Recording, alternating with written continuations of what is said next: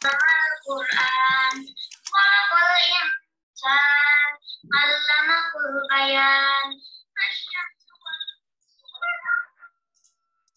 Indonesia is a large archipelagic country located in Southeast Asia and often referred to as the most populous Muslim country in the world. And while over 80% of Indonesia's near 300 million citizens are Muslim, the penetration rate of Sharia financial services remain low at under 10%. However, with the recent growth of the local halal economy, there is a huge opportunity for Indonesia to increase the adoption rate of Sharia financial products.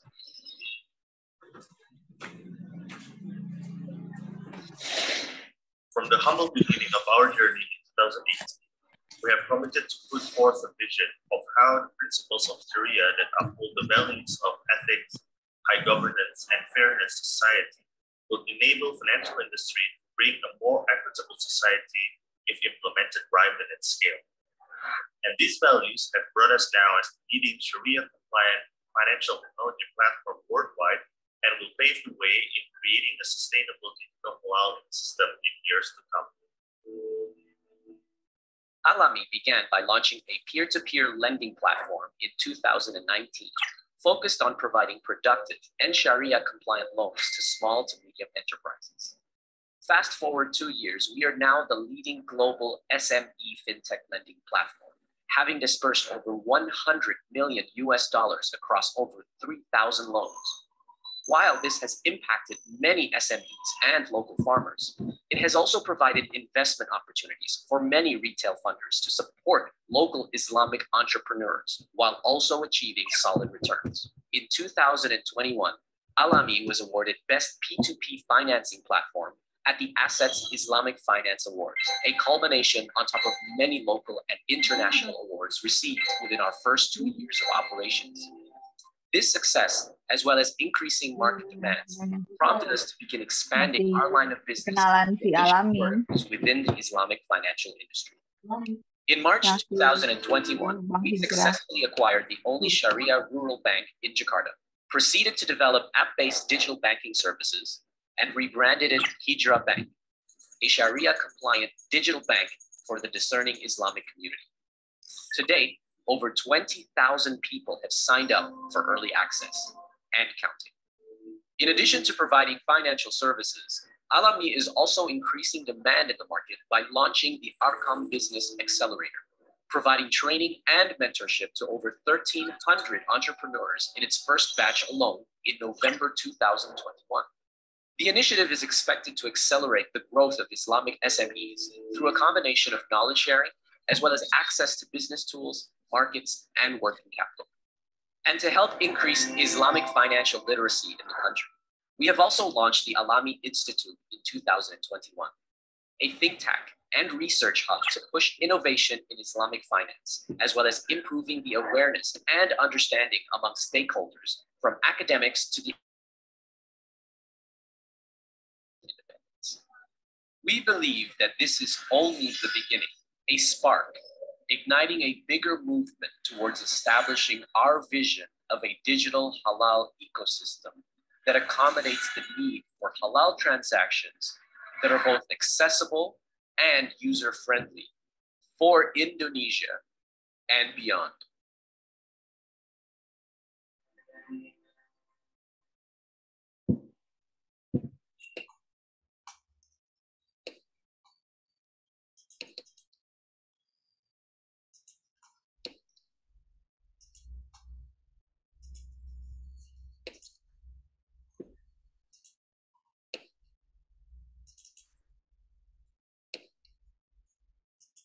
Ketika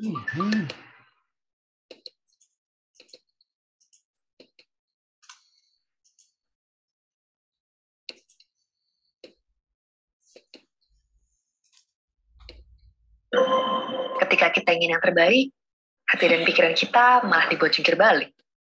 Ketika menginginkan ibadah dan finansial bisa selaras, mereka bilang gak akan bisa pas. Ketika ingin bebas dari riba, gak mungkin bisa lepas penuhnya.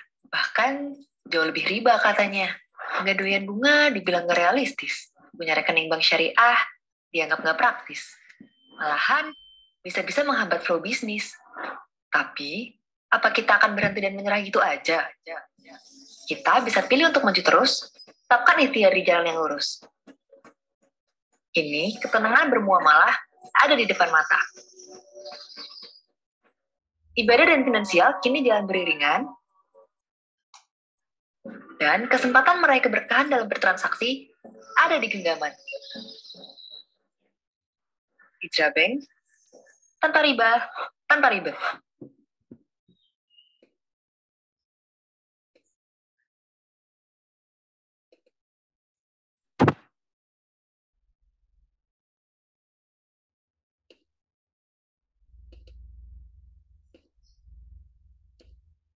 Ya, selamat datang kepada seluruh peserta acara diskusi dengan Mas Rene dari Bank Hijrah dan Komunitas Anak Indonesia. Kita sambil tunggu teman-teman yang lain ya, mungkin sekitar 1 menit lagi. Kita tunggu bersama sambil kita lihat-lihat ini ada PowerPoint ya, presentasi dari Komunitas Numan Alihan Indonesia.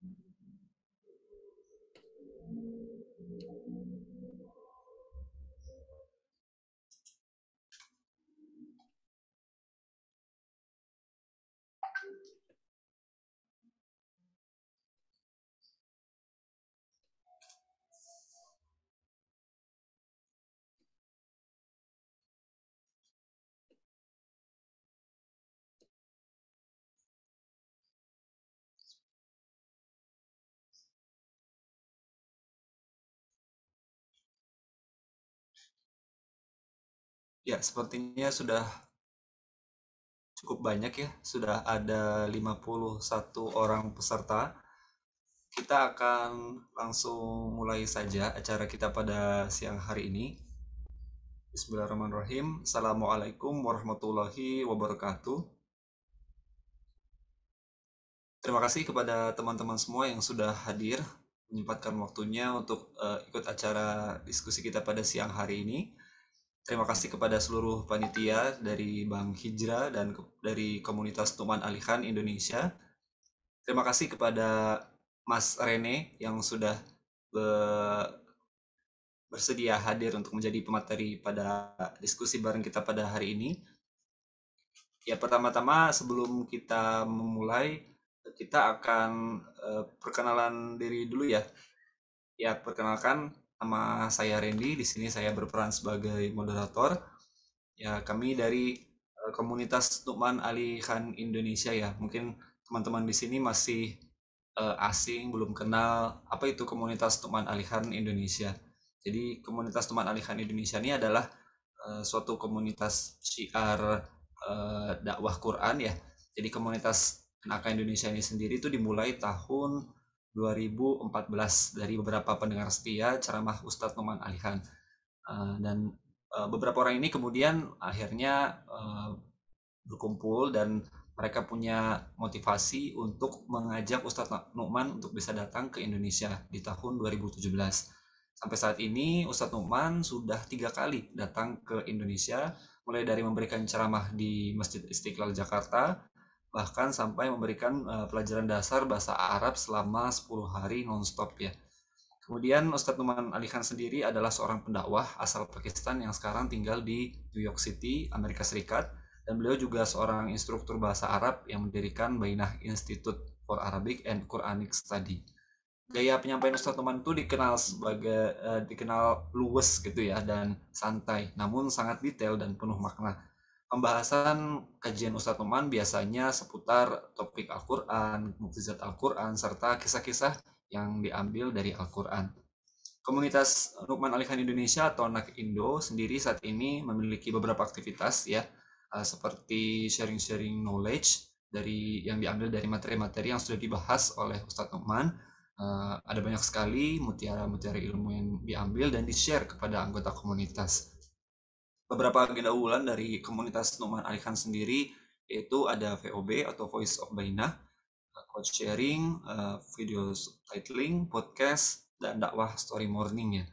Komunitas kami juga terlibat dalam beberapa event sinergi seperti saat ini dengan Bank Hijrah, dan kami juga menjalin kerjasama dengan salah satu aplikasi Muslim ya, Ummah, yang saat ini kami bekerja sama di bidang podcast.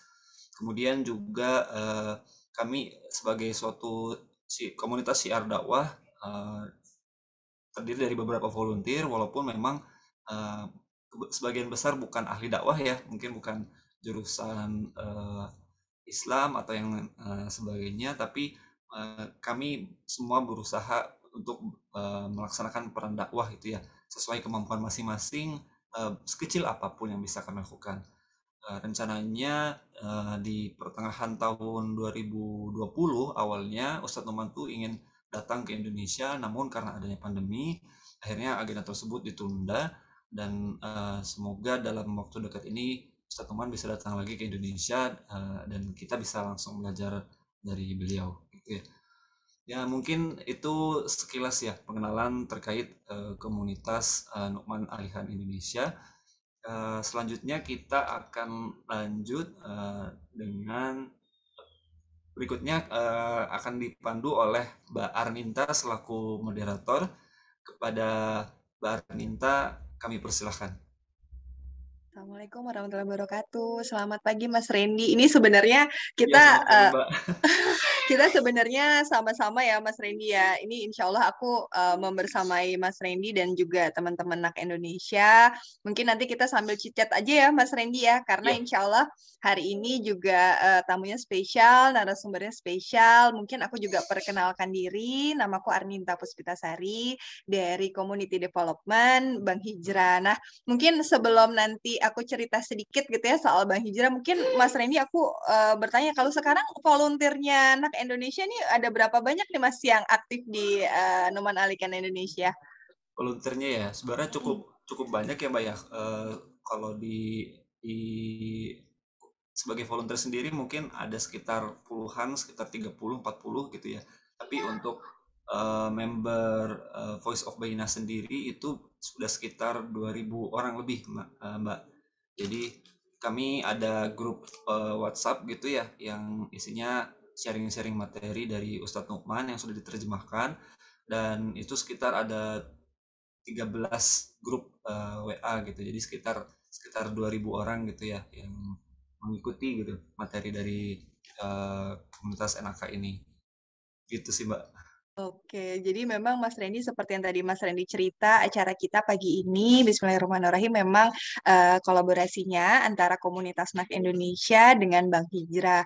Nah, mungkin juga teman-teman yang hadir di sini ada yang baru pertama kali mungkin mengikuti kegiatannya NAK Indonesia, tapi ada juga mungkin yang sudah sering menjadi membernya NAK Indonesia, tapi justru belum tahu nih Bank Hijrah apa gitu ya Mas Randy ya. Betul. Mungkin aku izin share sedikit aja sih Mas Randy, ini kenapa kita memang berkolaborasi dengan NAK Indonesia, karena Hijrah Bank ini sebenarnya bagian dari Alami Group, di mana Alami Group ini adalah perusahaan fintech syariah yang awalnya itu memang peer-to-peer lending syariah. Nah, tapi alhamdulillah atas izin Allah nih Mas Randy, insya Allah di tahun depan kita mau launching digital banking syariah, namanya Bank Hijrah. Jadi sambil kita memang menunggu launchingnya Bank Hijrah, maka kita juga ingin sama-sama nih dan semoga seterusnya nih ya Mas Randy ya bisa Iya. bertumbuh bersama dengan teman-teman komunitas juga. Karena mungkin kalau teman-teman yang sudah mendengar Alami sebelumnya, itu kita awalnya hanya peer-to-peer lending syariah. Tapi karena memang misinya adalah ingin merevolusi keuangan syariah sekaligus mendukung halal ekosistem, akhirnya nih Mas Randy berkembang juga nih. Mungkin dulu tadi dengar ceritanya teman-teman dari 2-3 orang, terus akhirnya semakin banyak. Nah, sama juga nih dialami, kita awalnya hanya ada peer-to-peer, kemudian sekarang ada Arkom. Jadi kalau Arkom ini mungkin kalau teman-teman anak Indonesia ada yang punya bisnis, Arkom ini adalah akselerator untuk pengusaha muslim.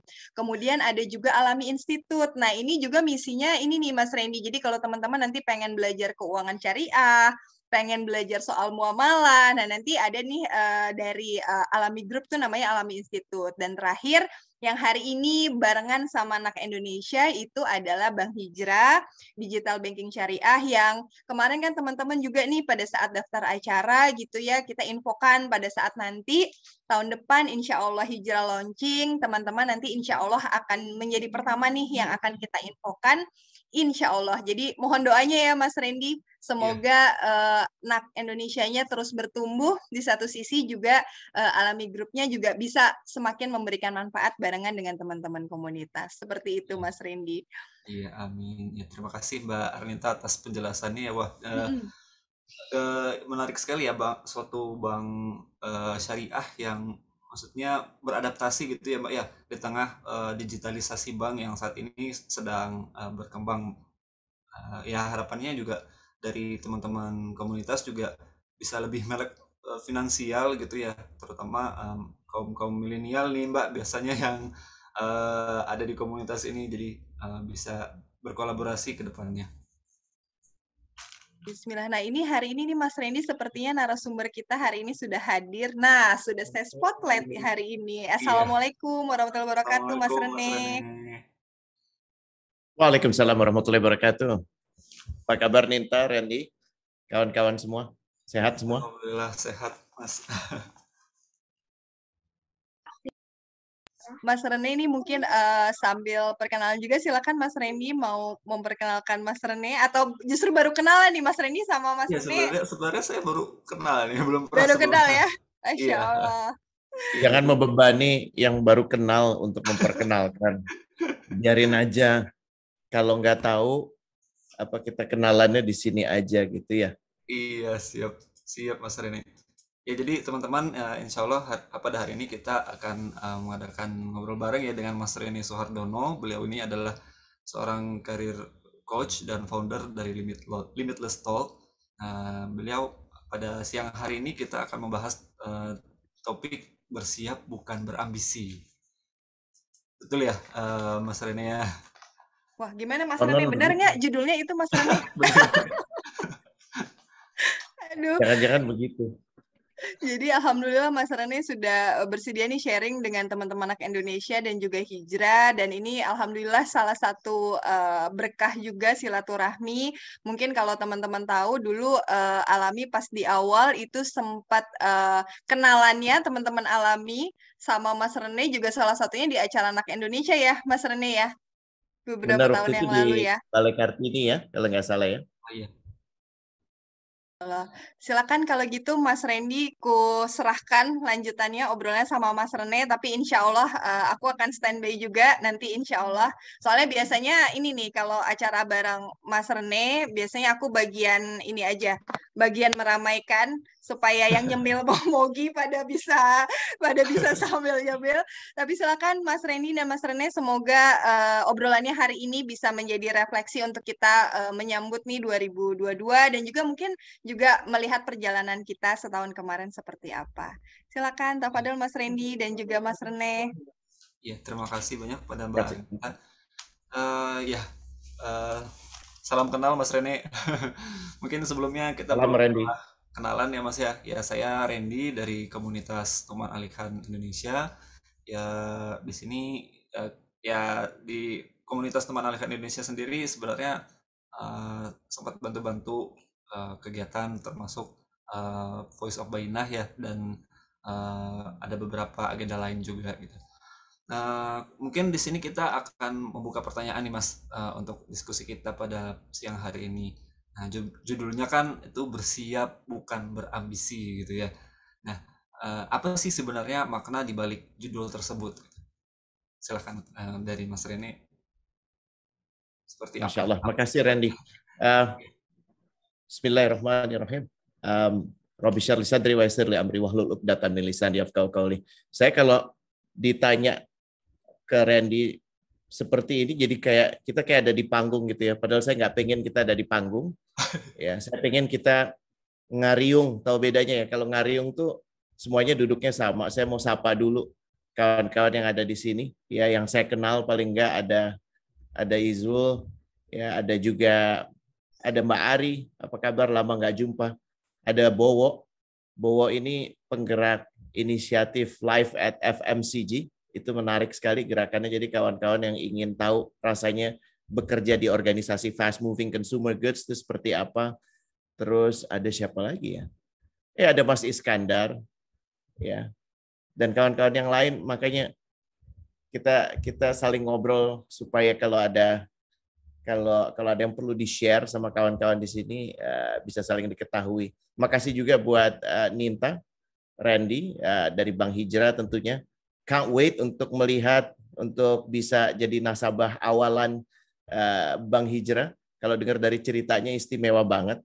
Ya, saya mau mengilustrasikan obrolan tentang bersiap bukan berambisi ya judulnya.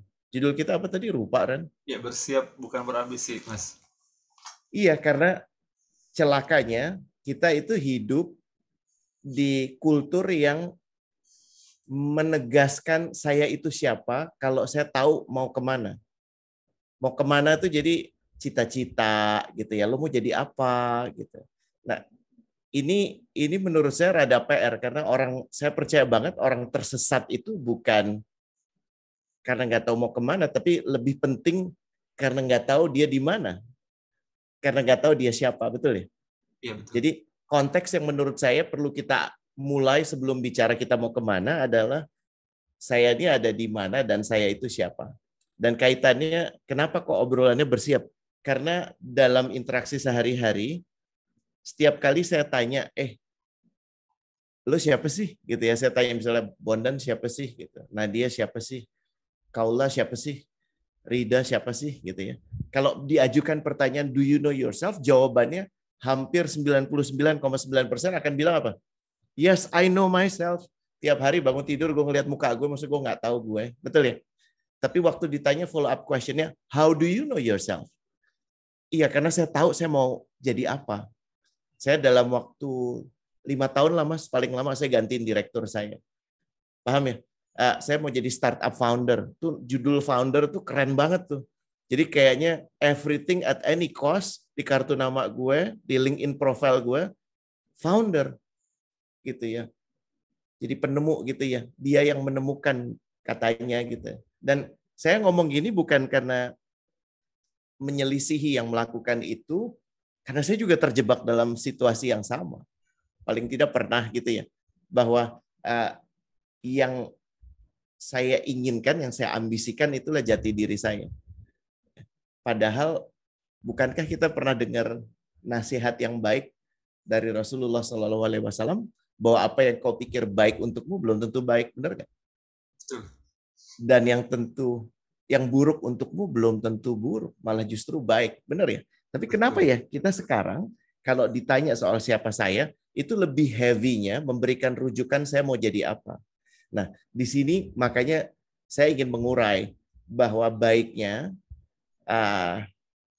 kita coba yuk lebih banyak meluangkan waktu untuk mengenal diri. Dan mengenal diri itu bukan bicara soal ambisi loh, bukan bicara soal nafsu. Karena kalau soal nafsu fasih banget kita. Gue pengen itu tuh, gue pengen tinggal di sana, gue pengen punya baju itu, tas itu. Jadi kayak Baim Wong, ya kan? Baru syuting sekali, taruh di YouTube, yang nge-like banyak banget. Gue posting Instagram yang nge-like 2. Ibu sama istri gue. Bapak gue nggak punya IG. Paham ya? Dan kita merasa hidup kita langsung jadi nggak berarti. Apalagi kalau dibandingkan dengan mereka-mereka yang yang sudah mentas dengan follower yang banyak. So, kenal diri itu bukan cuma mengenal ambisi dan nafsu. Itu bagian dari mengenal diri. Kenal diri itu adalah, maaf ya, mengenal aspirasi, mengenal weaknesses, mengenal tata kendali. Ini yang paling penting. Dan barakah itu akan muncul justru pada saat kita mempersiapkan diri, bukan berambisi. Saya ulangi ya, barakah itu akan muncul pada saat kita mempersiapkan diri untuk menerima barakah, bukan berambisi dapat barakah. Paham gak sih? Siap. Membingungkan ya. Maaf ya, ini kawan-kawan, ini sesama murid Ustadz Noman. Ya, interaksi saya dengan beliau itu wow banget. Dan saya terhormat sekali bisa didaulat di sini. Tapi mohon ekspektasinya dijaga. Kita sebagai sesama murid nih yang ngobrol ya. Iya, Mas. Kurang lebih gitu ya, Ren. Kau masih ingat nggak? Ya, jadi intinya yang sebenarnya yang penting itu kan ini ya, bagaimana kita mengenali. Ren, suaramu pelan, kencengin. Oh, pelan ya? Ya, jadi intinya yang penting itu adalah bagaimana kita bisa mengenali diri kita dulu gitu ya, Mas ya, dalam rangka mempersiapkan diri kita. Nah, kalau dari Mas Rene sendiri, bagaimana sih Mas Rene mengimplementasikan konsep menata diri, gitu, memaknai situasi dan menyusun rencana dalam kehidupan Mas Rene gitu? Nafas, Ren. Kamu tuh kayaknya lagi grogi deh. Nafas. Yang kamu pengen tahu apa, Ren? Jangan baca. Oke. Yang kamu benar-benar pengen tahu dari obrolan ini. Oke. Kalau gue nggak menarik kisahnya beneran, Ren. Gimana mungkin Mas Rene, waktu Mas Rene mencoba mengenali diri Mas Rene sendiri waktu dulu, sebelumnya Mas Rene tuh belajar mengenali diri terus mempersiapkan diri itu gimana sih kisahnya, Mas gitu? Satu kisahnya singkatnya bisa dibaca di buku Inilah Jalan Hijrahku. Ingat ya, penulis tuh bukan cuma senang bukunya dibaca, tapi lebih senang lagi bukunya dibeli. Tapi kita ini, termasuk saya, membiarkan diri dibesarkan di dalam kultur yang justru mengusung ego. Hati-hati ya, ambisi itu artinya state, artinya the act of becoming, keinginan untuk menjadi. Tadi udah dibilang ya, menjadi itu menjadi apa? Karena kerap kali yang kita kehendaki dan menurut kita baik untuk kita belum tentu baik menurut Allah. Ya, bagaimana kita bisa menundukkan diri kita, hati kita terutama, saat kita menghendaki sesuatu, kita mempunyai mekanisme yang bisa mengatakan begini, iya saat ini saya melihat ini penting, tapi jangan-jangan ini yang saya penting-pentingkan. Dalam hidup saya, kerap yang saya inginkan itu pada saat mendapatkannya tidak semanis yang diduga. Ya. Dan lebih sering lagi, justru apa yang saya ambisikan, itu ujungnya membawa banyak keburukan. Paham ya? Jadi hati-hati buat kawan-kawan saat menggunakan kata ambisi. Saya lupa hadisnya nomor berapa. Jalan yang pasti menuju keburukan itu, menurut Rasulullah SAW, dalam hadis Tirmizi, kalau nggak salah Tirmizi, satu, dia yang mengajak dalam kekikiran. Dua, dia yang mengikuti hawa nafsunya. Dan ketiga, ini yang menarik ya, dia yang mengagungkan pendapatnya. Coba kita refleksi sejenak ya, terkait dengan mengagungkan pendapatnya. Terutama buat yang ngomong di sini. Karena yang ngomong itu kerap kali, yang paling sulit dijaga itu bukan omongan mah gampang ya, ntar minta maaf kalau salah. Tapi yang lebih bahaya adalah yang tidak tampak adalah ego. Dan kalau ego yang sudah bicara, saya akan merasa paling benar. Saya tidak mau dipersalahkan. Padahal, ingat ya, jalan menuju keburukan yang paling cepat itu salah satunya apa tadi? Dari tiga apa yang pertama masih ingat nggak, Ren? Isengnya gue. Yang mengajak pada kekikiran. Ya. Terus, kedua, mengutamakan ego. No, Apa itu ya? 2 mengikuti hawa nafsu. Oh, ikuti hawa Ya. nafsu. Oke. Dan ketiga apa? Mengagungkan pendapatnya sendiri. Boleh. Kawan-kawan kalau ada yang boleh tulis bagus juga kali ya. Jadi kita ada notulensi singkat gitu ya. Saya coba bantu di sini. Iya, Mas. Gitu sih Ren. Iya, Mas. Terus selama ya dalam ini ya tadi ya, dalam rangka kita kan sebaiknya bukan sebaiknya ya. Ya kita Gimana Ren? Suaramu boleh kerasan nggak Ren? Nggak kedengeran? Oke. Kurang keras ya. Ya kadang kalau kita agar kita berkah gitu Mas ya, dapat barokah itu kan pasti ada aja ya kesulitan yang kita dapatkan, misalnya susah untuk memulainya, atau kita berhadapan dengan orang-orang yang mungkin belum menerima ide kita gitu. Nah, bagaimana Mas Ren itu menghadapi tantangan-tantangan supaya apa yang kita siapkan, apa yang kita cita-citakan itu berkah gitu, Mas? Bagaimana kita Berkah menghadapi menurut tantangan? Randy apa? Gimana ya? Saat kita membahas, jadi kita paham ya. Ini maksudnya apa? Iya, jadi tantangan-tantangan yang kita hadapi gitu ya. Misalnya kita memulai suatu usaha gitu, kita kesulitan gitu untuk memulai usaha tersebut. Nah, bagaimana kita menghadapi tantangan itu tuh gitu, Mas? Oke, aku tanya tadi, Randy, menurut Randy berkah apa? Berkah itu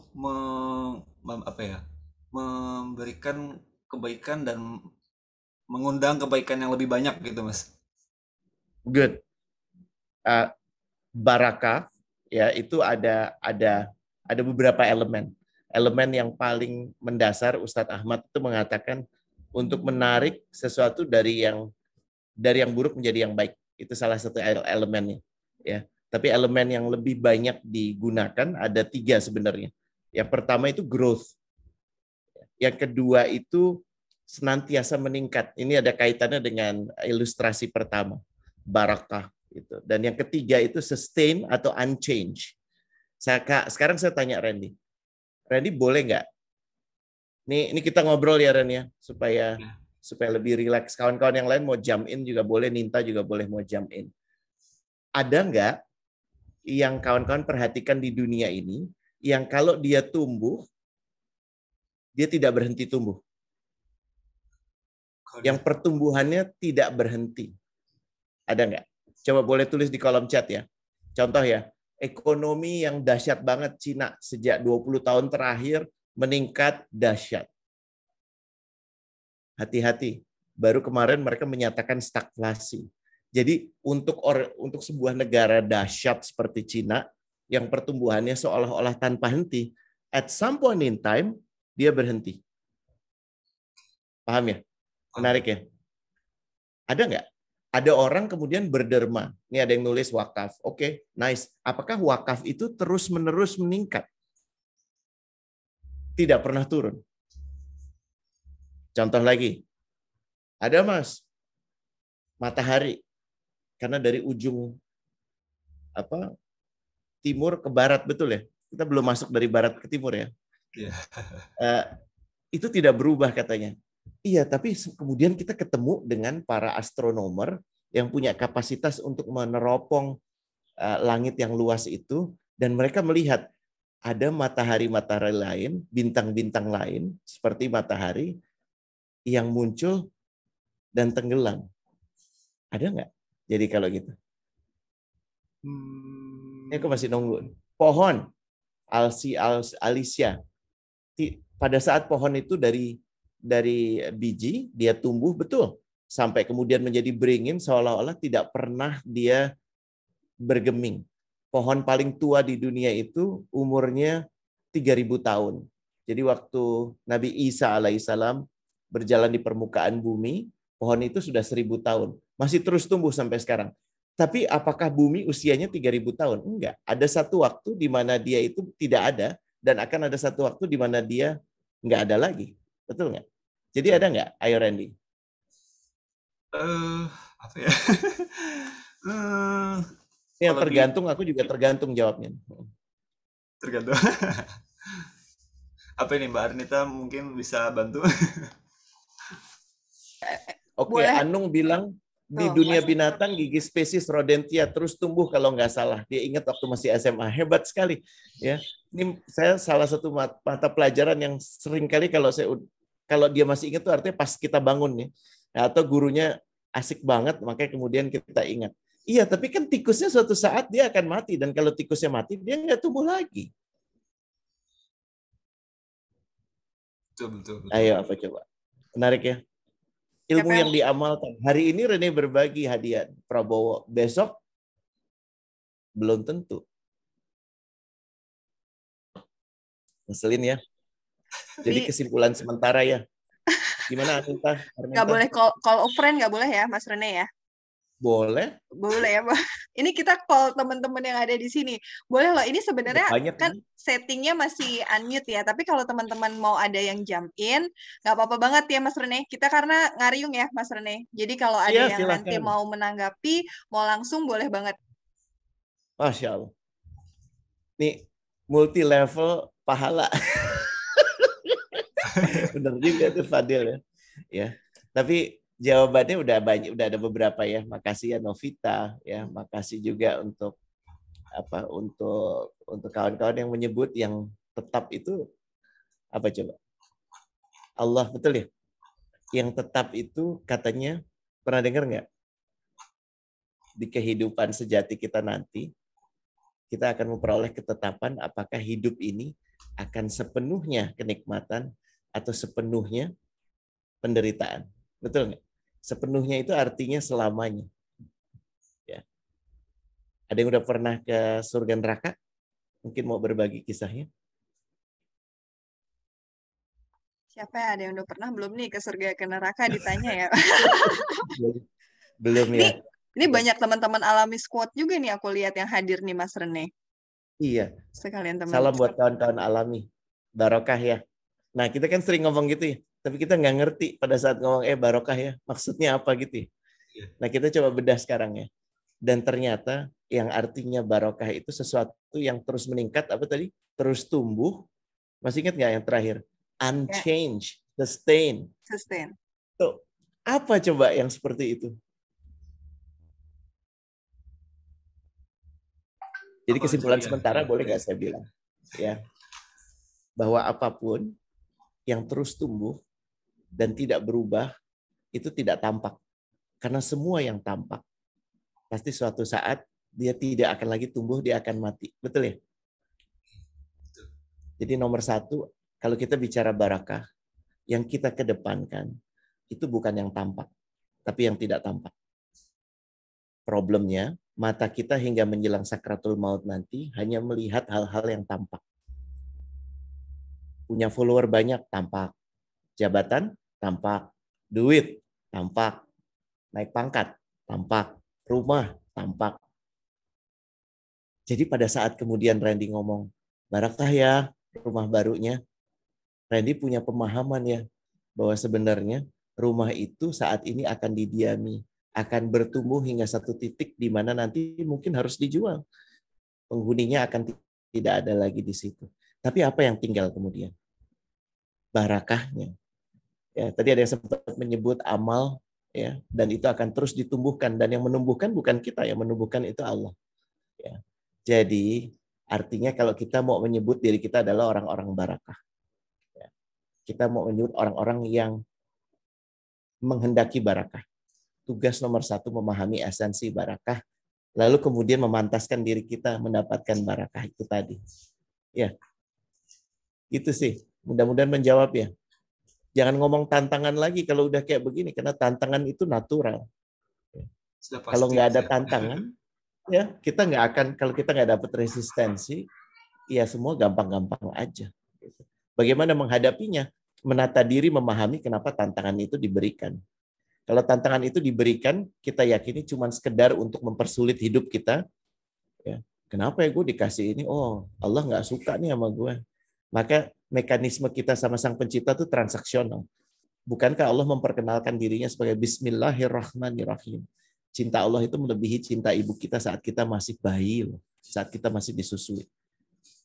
Dan ini bukan hanya kepada satu makhluknya, tapi kepada seluruh makhluk. Bagaimana coba? Ya. Jadi sekarang latih diri kita, kalau mau mendapatkan barakah, memahami, menelisik yang tidak tampak, lebih daripada sekedar yang tampak. Ya. Ini baru elemen 1. Insya Allah ada 3 elemen. Kalau nggak ditanya Randy, gue nggak keluarin. Biar kita ngobrol. Asya.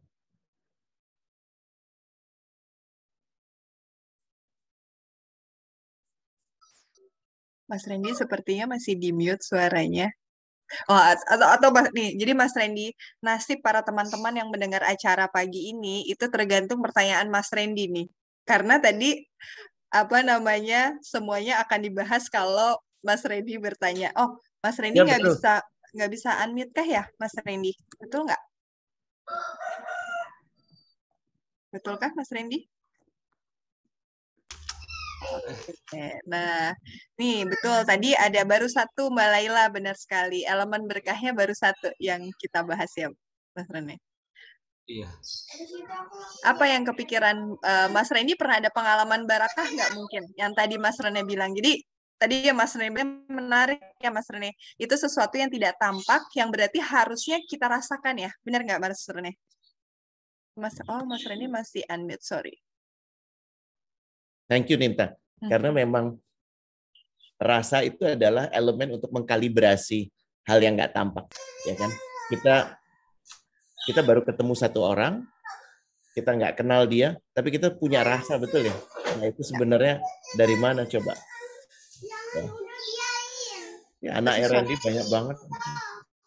Iya, sepertinya ada 3 ya Mas Randy kalau nggak salah kemarin, soalnya pas gladi resik kayaknya semuanya muncul ya. Iya. Nah, kalau Mas Rene, mungkin aku sambil membantu Mas Randy juga nih yang sedang ramai juga. Kalau Mas Rene sendiri tadi kan dirasakan ya Mas Rene. Pengalaman apa Mas Rene yang mungkin bisa menjadi cerita pemantik juga nih buat teman-teman di sini yang mungkin nanti juga berbagi pengalaman merasakan barakah itu sendiri, Mas Rene. Masya Allah. Berat ya. Kalau ditanya pengalaman merasakan barakah, seutuhnya kita akan rasakan nanti. Ya, seutuhnya barakahnya itu seperti apa kita akan rasakan di kehidupan sejati kelak. Tapi kalau sekarang, coba kita ingat-ingat hal-hal yang kita harapkan kemudian nggak kejadian, ya, atau hal-hal yang tidak kita harapkan tapi justru malah kejadian. Ya. Kalau case saya pada satu waktu dahulu kala zaman dulu sekali, saya merasa bahwa tidak ada hal yang tidak bisa diselesaikan dengan uang, sehingga salah satu cara terbaik untuk mendapatkan keberkahan bahasa Indonesianya adalah dengan mendapatkan uang sebanyak-banyaknya. Pernah satu masa di usaha yang saya dirikan, kemudian kebetulan itu nggak usah disebut ya Nin, ya, malu. Letaknya di Ancol, orang senang banget dia datang ke situ untuk beracara, berkegiatan, ajeb. Saya melihat langsung bagaimana yang namanya 1,5 miliar itu bertransaksi, ditransaksikan dalam sehari. Tapi apa yang muncul dari situ? Kepenatan yang luar biasa. Ya. Yang muncul dari situ problem. Yang kalau teman-teman tahu ulir tuh ya, dia akan perjalanannya turun terus ke bawah gitu. Dan tanpa kita sadari, kita lagi melalui itu. Ya. Karena nggak sadar, kita berpikir bahwa kita lebih besar dari problemnya. Bukan karena kita punya Allah yang lebih besar dari problemnya, kita merasa selalu punya cara untuk menuntaskan itu. Kurang lebih sih, kalau tanya ke saya, ilustrasi pertamanya itu seperti itu. So many things in my life yang terjadi itu yang saya pikir baik ternyata sebaliknya. Dan yang saya pikir tidak baik itu justru juga sebaliknya. Gitu. Nah, apakah kita mau berbaik sangka kepada Sang Pencipta? Itu yang jadi pertanyaan berat. Masya Allah.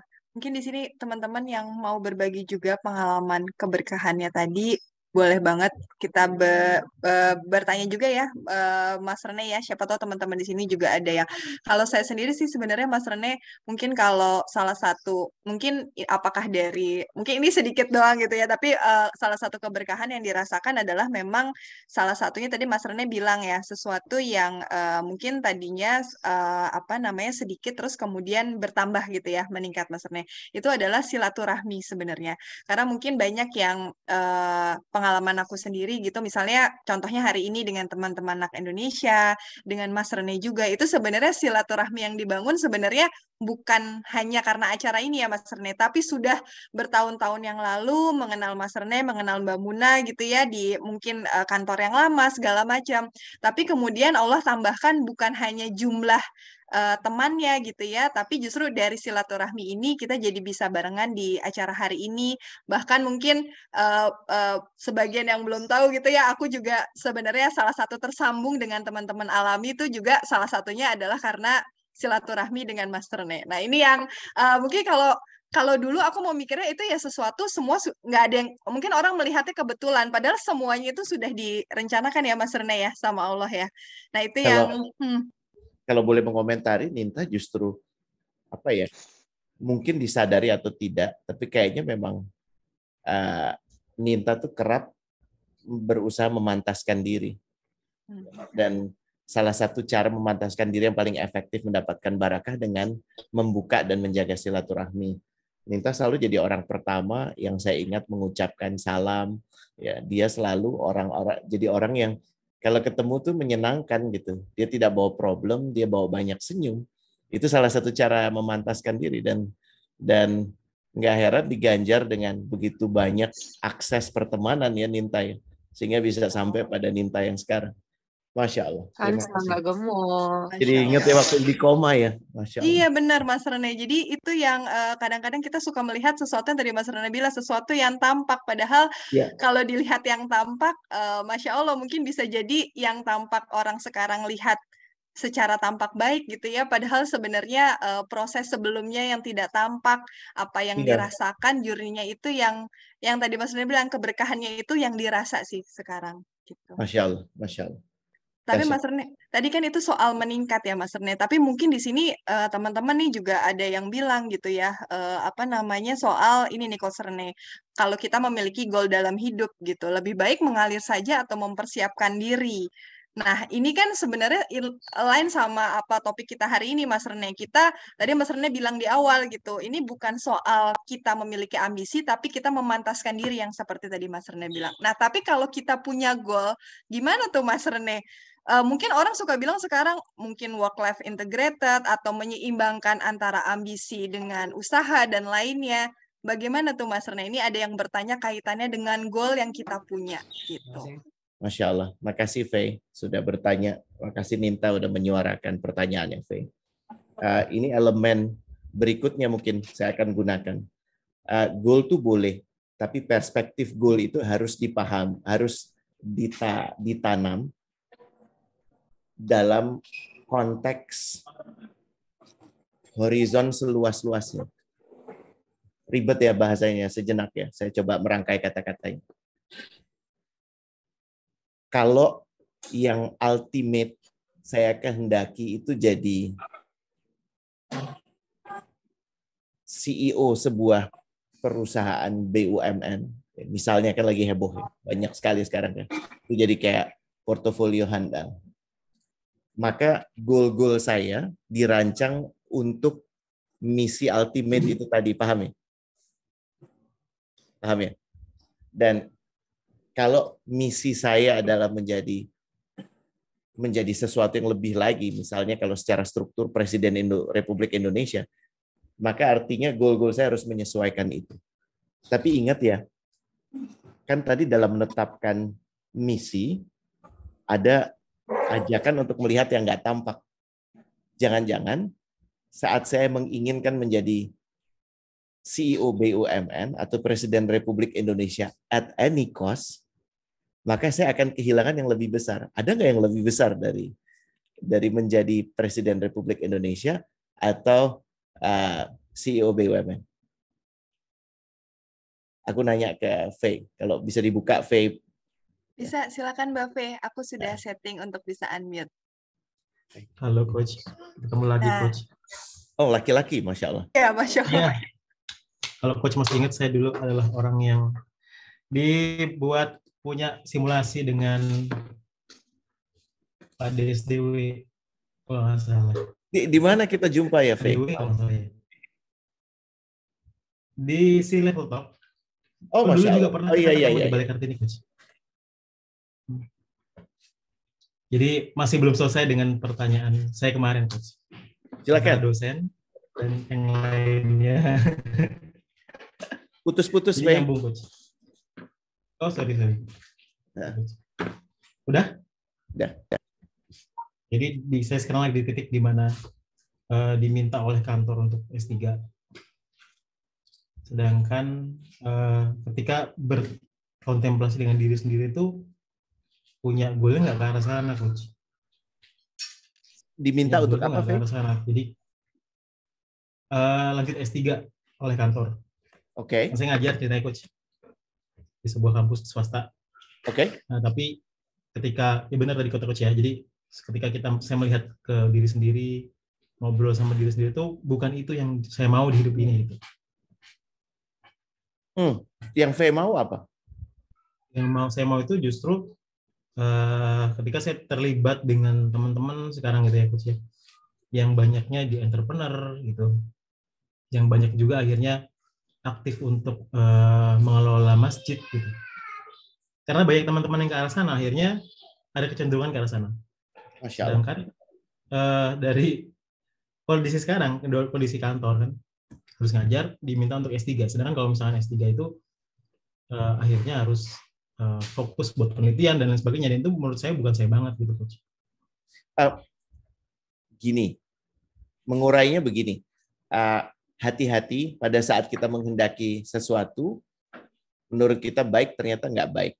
Kalau bahasa yang digunakan itu, ini simulasi juga buat kawan-kawan lainnya, maaf jadi menggunakan case-nya Faye, mudah-mudahan ridho dan berkenannya. Kalau menurut saya itu bukan saya banget, itu masih kaitannya, kaidahnya masih ambisi ya. Karena you still talking something very subjective, which is you. Salah nggak? Enggak, sama sekali enggak. Tapi begini, relevan nggak dengan yang ultimate untuk Faye? Apakah mendekat dengan entrepreneur, berkehidupan di masjid, itu ultimate nggak? Menurutmu itu ultimate nggak? Jadi saya cuma ingin menjaga agar Faye dan kawan-kawan itu punya viewpoint, horizon, sejauh-jauhnya. Ingat, kalau kita cuma bisa ngelihat sampai sebatas dinding itu, maka dinding itu yang paling jauh. Kalau dinding itu dibuka, kita bisa melihat horizon yang jauh, maka titik paling jauh di horizon itu yang bisa kita lihat. Apa yang kawan-kawan bisa lihat sebagai bentuk ideal, fundamental yang bisa dijaga di kehidupan ini? Jawaban sementaranya ya, ini saya juga masih berproses, adalah tanda-tanda bahwa kehidupan ini fana. Fana itu artinya suatu saat akan selesai, suatu saat akan dilupakan. Segala kerempongan Faye, apakah mau ngambil S3 atau tidak, mau terlibat di dalam inisiatif X atau A, doesn't matter. Tapi ada yang matter. Apa yang matter? Kira-kira ada yang bisa bantu nggak? Apa yang matters? Bagaimana kita mengambil keputusan itu dan bagaimana keputusan itu dilihat di mata Sang Pencipta. Apakah kau melakukan ini just for you? Or are you doing this for other than you? Or are you doing this as a service for me? Paham ya? Karena menurut saya horizon kita minimum. Ya jannah. Problemnya, jannah itu bukan perumahan di Bekasi yang kita bisa beli sekarang atau di Kebayoran Baru. Paham ya? Dan untuk bisa membeli jannah itu apa? Saya kira-kira. Hello? Ridho Allah. Terima kasih. Ridho Saya Allah. dibantu Allah. dibantu sama teman-teman di kolom chat. Ya Yes. Allah. Ridho Allah. Bahkan amal ibadah saja tidak cukup. Amal ibadah menjadi obat, jadi modal, yes, tapi tidak cukup kalau tidak mendapatkan ridha Allah. Apakah yang akan V lakukan itu akan mendekatkan V pada ridha Allah atau semakin menjauhkan? Ini elemen ketiga dari barakah. Kalau yang pertama masih ingat nggak tadi? Jangan fokus pada yang tampak, tapi fokus pada yang nggak tampak. Elemen ketiga, viewpoint itu dibuat sepanjang-panjangnya, seluas-luasnya. Kalau hidup kita ribetnya adalah masih bagaimana supaya saya bisa audiensi sama presiden, atau sama ketua PBB, atau sama siapapun yang menurut kita paling keren, ingat satu saat akan ada audiensi kita dengan pencipta segalanya. Dor. Kenapa enggak kerempongan hidup kita disiapkan untuk memastikan saat kita beraudiensi dengan Allah, itu kita datang dengan hati yang bersih.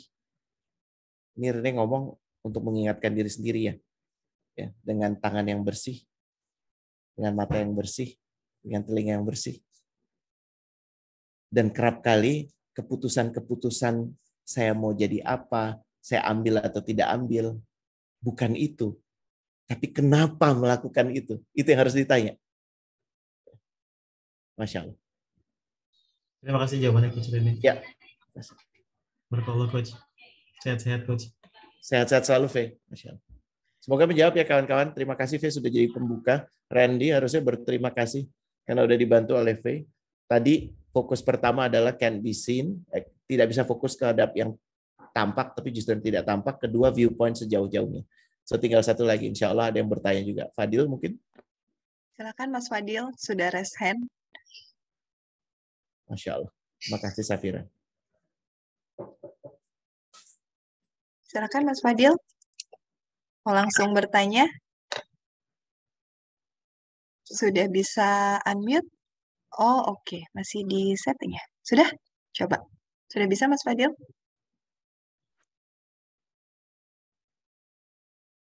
Iya, harusnya sudah bisa sih Mas Fadil untuk unmute sendiri juga. Oh, coba lagi teh. Oh, oke, aku coba lagi ya. Oke. Sudah bisa?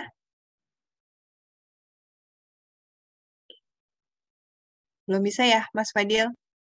Oh, paling left dulu. Oke, nggak apa-apa Mas Fadil. Nanti insya Allah ya, ini coba dimasuk lagi. Nanti insya Allah bisa. Tapi Coach Rene tadi elemen yang kedua sudah nih. Jadi elemen yang pertama tadi yang barakah itu sesuatu yang tidak tampak. Dan kemudian yang kedua adalah view sepanjang-panjangnya. Jadi kita lihat ultimate goal-nya seperti apa. Nah, tapi kemudian ini ada Mbak Nur nih, Mas Rene.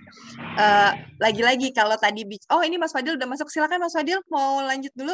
Silakan. Nanti aku baru bacakan pertanyaan di chat. Ya. Yap, bismillah. Makasih banyak kesempatannya dan juga semoga sehat-sehat dan berkah semua buat Coach Rene dan juga semua keluarga anak, terutama yang hadir di acara hari ini. Masya Allah. Jadi berkah apa Fadil artinya? Ya, sesuatu kebaikan yang bertambah-tambah ya. Jadi kalau keburukan yang bertambah kan bukan berkah ya Mas? Bertambah, bertumbuh, dan bertahan. Gampangnya itu ya. Ya, semoga kebaikan-kebaikannya bisa bertambah, bertumbuh, dan bertahan. Nah, mungkin agak personal ya Mas nanya. Jadi kemarin sempat ngobrol sama Abi Darwis Mas terkait manusia itu kan punya potensi luar biasa ya Mas ya. Kayak bisa ngelakuin ini, bisa ngelakuin itu, bahkan orang-orang itu punya capaian-capaian luar biasa gitu. Tapi balik lagi ke konsepan kayak tiap orang kan punya jalan suksesnya masing-masing ya Mas ya. Dan ketika kita berjuang di jalan suksesnya, kita bisa sampai tadi, bisa dapat sesuatu. Nah, mungkin bertanyanya nih Mas, bagaimana kita bisa menerima jalan sukses kita tuh misalnya, ya kan kita lahir orang tuanya itu, kita lahir saudaranya ini, kita lahir di kota yang ya emang Allah kasih gitu. Kita lahir sudah diberikan kode-kode ya. Harusnya kita tuh sebagai ini gitu Mas. Cuma gimana sih Mas cara nerimanya Mas? Cara nerima kalau emang berat sih ya namanya hidup ya. Tapi gimana cara nerimanya? Makasih Mas. Bagaimana cara nerima? Nerima kalau misalnya tujuan hidup kita, jalan hidup kita tuh sebenarnya nggak sesuai sama keinginan yang tadi sih Mas. Kan misalnya pengennya jadi A, tapi ternyata setelah kontemplasi setelah ngelihat kiri kanan, oh ya udah saya jadi ini aja kayak gitu, Mas. Kalau udah ada kata-kata ya udah, artinya saya gini aja, itu udah jelas indikasi nggak nerima sih, ya kan? Ya udahlah, mau apa lagi? Ya alhamdulillah masih dikasih kesempatan. Enggak, lo nggak terima, walaupun lo mengucapkan kata-kata alhamdulillah, dan itu penggunaan alhamdulillah yang tidak tepat. Cara menerima itu ada dua komponen, ada dua dimensi. Dimensi pertama adalah dimensi diri, ya kawan-kawan. Saya coba tulis di kolom supaya saya juga nggak lupa, maklum orang tua.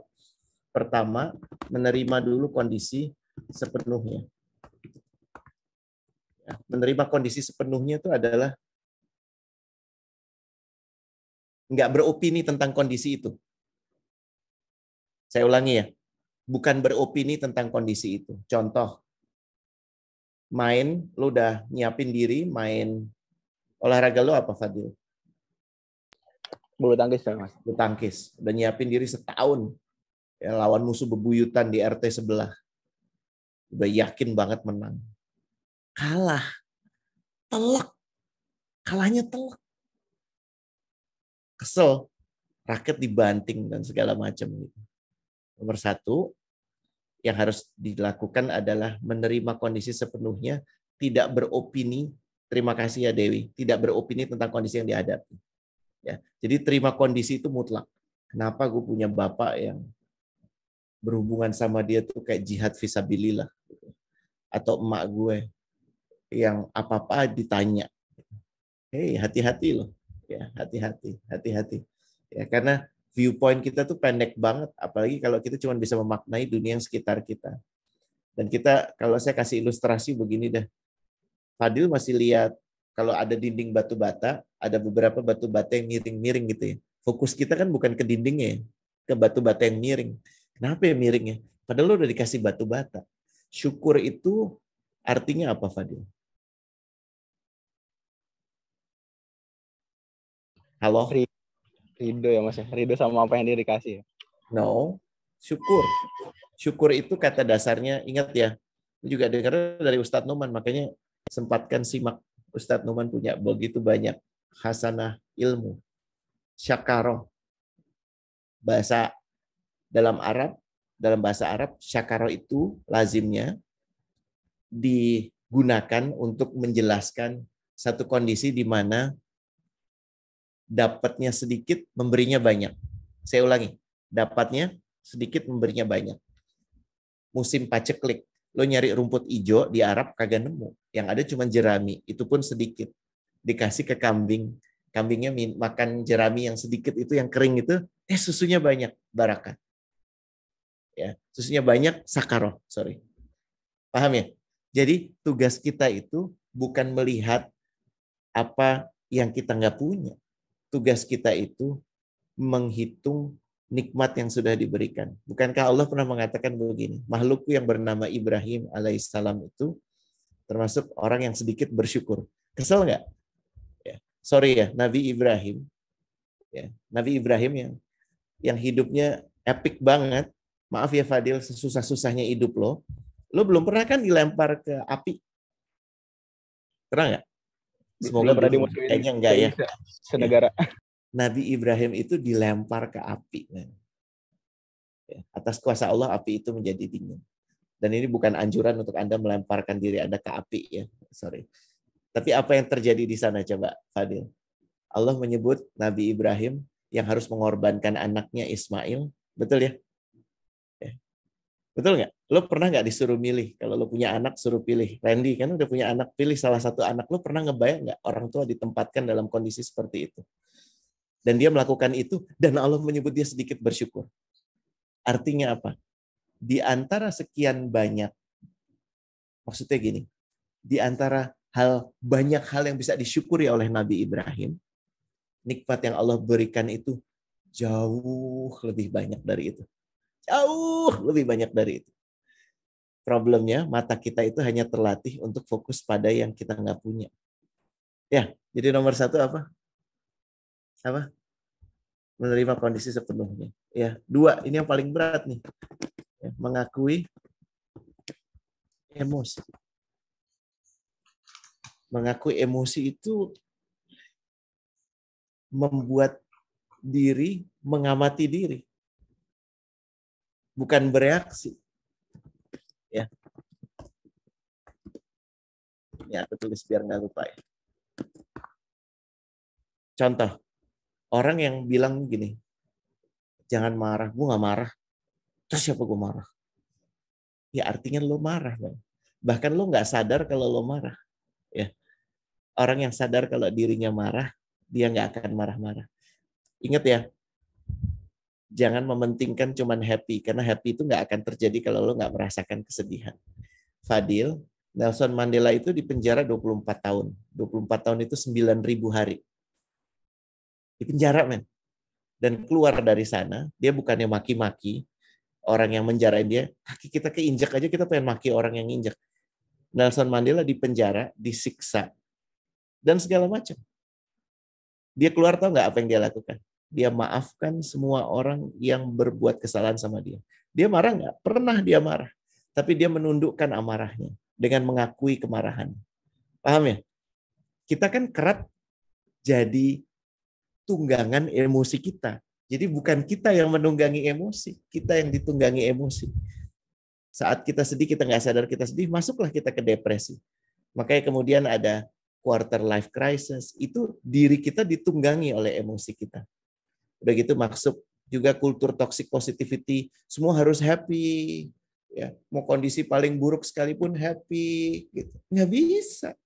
Ya, ada bansos di korup, terus kita happy, nggak apa-apa, mungkin dia emang lagi butuh duit, itu kan sakit namanya. Ya. Dan ketiganya yang paling berat, melalukan dengan semata mengharapkan ridho Allah. Melalukan ya, bukan melakukan, melalukan.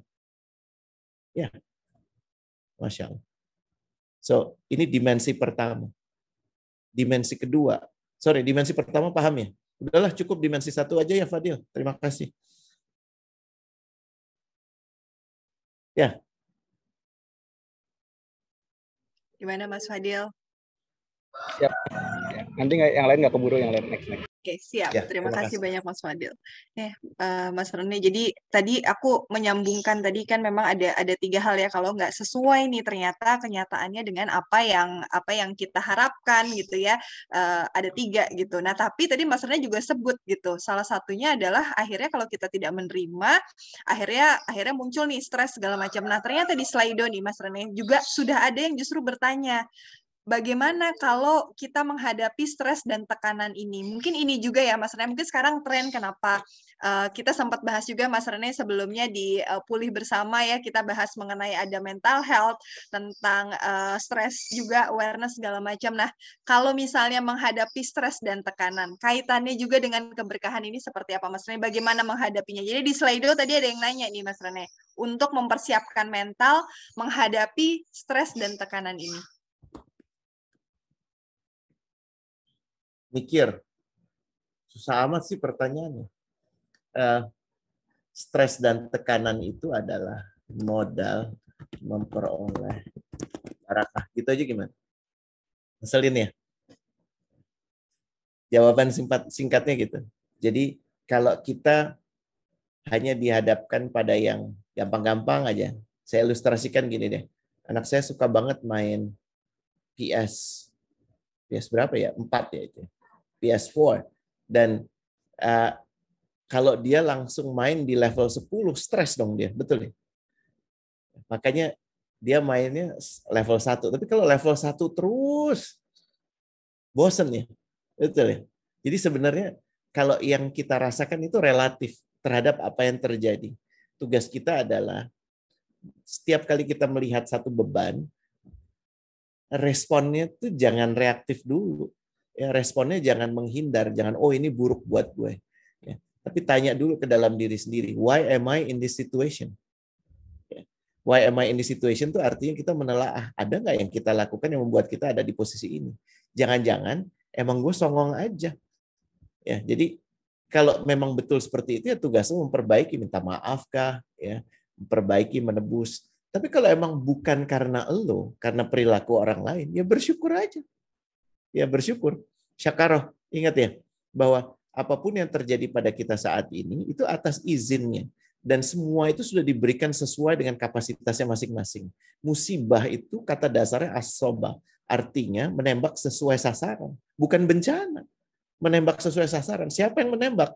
Sang pencipta. Siapa yang ditembak? Elu. Kenapa? Supaya mikir. Percayalah, saya nggak mampu kok hidup saya ini. Kalau saya menjalankan kehidupannya Fadil, Fadil nggak mampu menjalankan kehidupannya Bondan.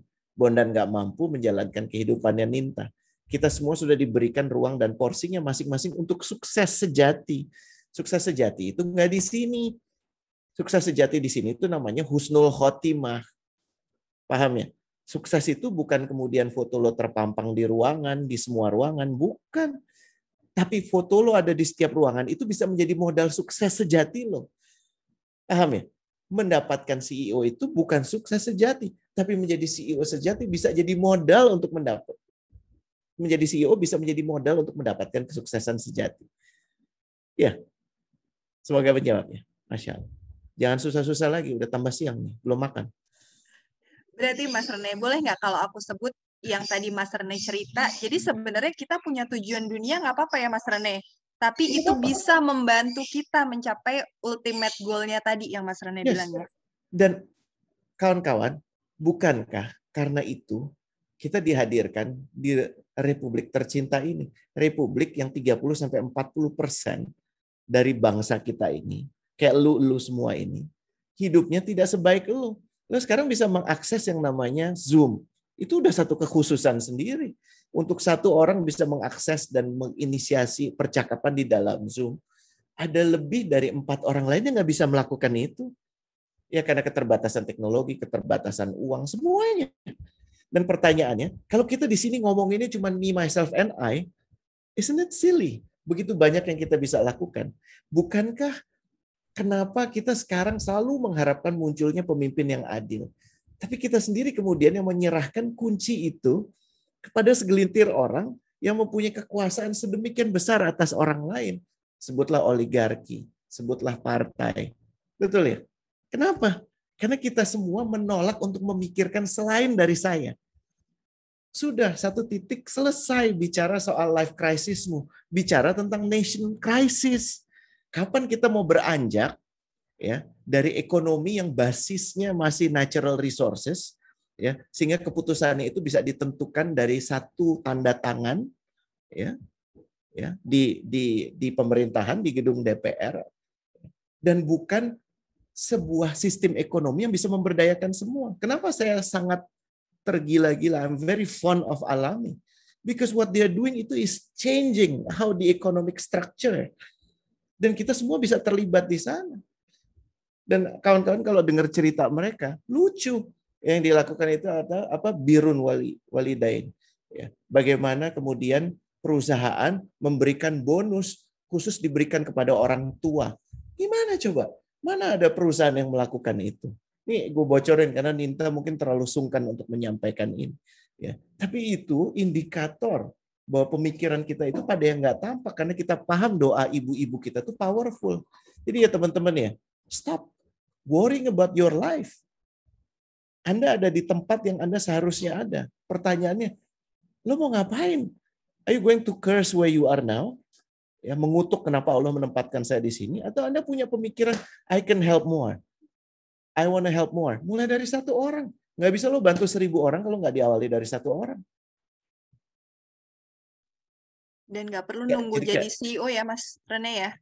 Wah, jadi CEO itu kalau diberikan kepada lo, diamanahkan kepada lo, terima. Tapi nggak usah punya ambisi ke situ. Ya, paham ya? Ya, dan hindari inflating your own value by calling yourself something you are not. Oke? Kayak gue kayak marah-marah gini ya, tapi sebenarnya baik-baik aja. Maaf. Sebenarnya baik-baik aja loh nih teman-teman. Mas Randy sampai speechless kayak Mas Randy mau ada pertanyaan nggak nih Mas Randy? Tadi mungkin yang 3 poin yang dijelaskan sama Mas Rene ya. Yang satu itu kan barokah itu terus tumbuh, terus yang ketiga itu sustain ya. Yang kedua ini meningkat nih gimana tuh Mas mengukurnya gitu, suatu barokah tuh meningkat gitu. Eh,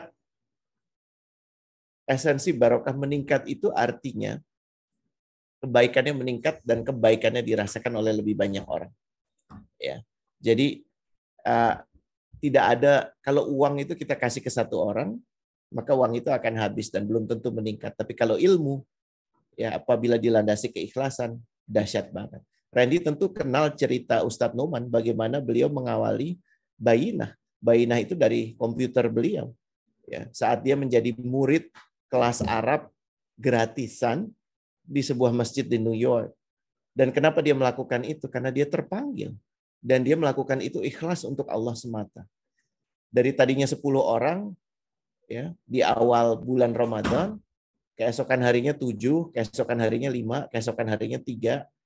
Dan gurunya cuma bilang, kalaupun besok nggak ada yang datang, saya akan tetap ada di sini menunggumu. Kalau kita ngelihat barokah itu dari mata, yang kasat mata, muridnya dari 10 turun dari 3, men. Gagal total, selesai, bubar. Ya kan? Udah stop teaching Arabic. Tapi if we stop teaching Arabic, nggak akan ada Ustadz Noman yang punya murid puluhan ribu sekarang, termasuk kita semua sekarang. Itu barokah. Jadi barokah itu hitungan yang tidak dilandasi, bahasa lugasnya Ren ya, kesoktahuan. Paham ya? Jadi kita jangan sok tahu memunculkan metrik kita dan merasa bahwa itu udah cukup. Nggak bisa. Karena yang kasat mata tuh punya begitu banyak keterbatasan. Gimana kita bisa mengukur kebesaran Allah? Gimana? Gimana coba? Lo melihat laut? Yes. Lo bisa merasakan keindahan laut? Yes. Tapi apakah lo tahu laut? Enggak. Nggak bisa. Lo nyelam ke laut, lo menyelami laut, lo keluar. Beberapa tetes air masih menyertai lo. Tapi that's it. So, number one, metriknya itu dilandasi dengan apakah saya bisa semakin ikhlas dalam melakukan ini. Ya. Dan bagaimana mengukurnya? Saya nggak tahu alat ukurnya. Karena ini yang bisa mengukur hanya Allah. Yang kita ukur adalah keikhlasan kita. Jangan-jangan saya ada di sini masih karena supaya masih bisa dapat pujian lagi hari ini. Nggak ada harganya Rene ngomong hari ini kalau gitu. Jangan-jangan saya ngumpul di sini supaya saya masih dilihat hebat, saya masih dilihat keren, saya masih dilihat muslim, saya masih dilihat hijrah. Gak ada harganya, men. Ya, ukurannya satu. Dan yang bisa mengukur hanya Allah, tapi kita bisa merasakan insya Allah. Semoga menjawab. Masya Allah. Nah ini apa namanya, gimana Mas Randy? Menjawab nggak tadi?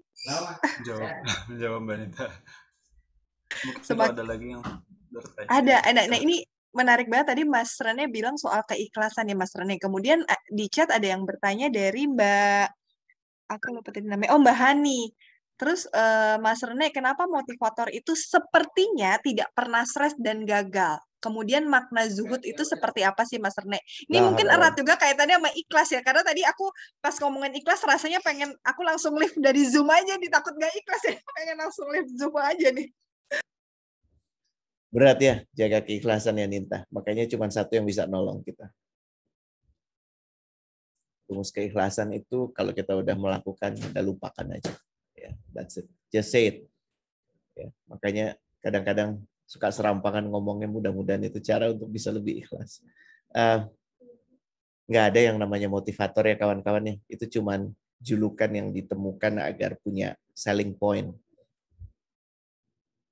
Yang bisa motivasi lo ya cuma diri lo sendiri. Motivasi itu kata dasarnya motivare, artinya movement. Nggak ada orang bisa memotivasi orang lain.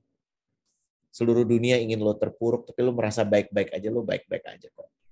Ya, sebaliknya seluruh dunia ingin menyemangati lo, tapi lo nggak merasa begitu. Nothing, no one can help. There is no motivator. Ya itu cuma sebutan brand aja. Mengoreksi itu dulu. Bisa menginspirasi, tapi jangan menyebut diri jadi inspirator, keberatan. Ya, ini menurut saya julukan yang nggak penting. Itu tadi ADHW nanya yang dimaksud inflating value itu ini menyebut diri motivator, menyebut diri inspirator itu inflating value. Kok kayaknya nggak pernah gagal, enggak. Pahami gini ya, mengilustrasikannya gimana ya, Hani. Hani suka jalan di ini nggak, di mall. Ninta kalau Hani nggak bisa ngomong. Mbak Hani bisa tuh kayak ngomong Mbak Hani. Lu lagi Kayaknya di malah mall kayaknya. lagi di mall makanya Mbak Hani. Pas. Han, sekarang gini deh, lo lihat ya. Ada bagian dari toko tuh namanya etalase. Kalau di Mangga 2 nggak ada. Ya, tapi kalau di Plaza Senayan, di Gandaria City ada etalase. Tahu etalase ya? Han, coba perhatiin etalase. Yang ditaruh di situ barang yang lama atau yang baru? Bodoh banget pertanyaan. Yang ditaruh di situ barang yang keren atau yang biasa aja? Yang keren. Ya, jadi gini. Siapapun, bukan cuma motivator, YouTuber, Instagram, apa istilahnya? Selebgram, dengan segala hormat. Gue yakin yang mereka lakukan itu mengetalasekan kehidupannya. Ya, pilihan mereka. Bukan tugas kita untuk menilai benar atau salah. Tapi kehidupan mereka nggak jauh beda lo sama gue. Yang bodoh itu kita melihat etalase itu sebagai kehidupan. Ada nggak yang tidur di etalase? Karena saking bagusnya, lo di situ aja. IKEA tuh punya terobosan. The whole store is etalase.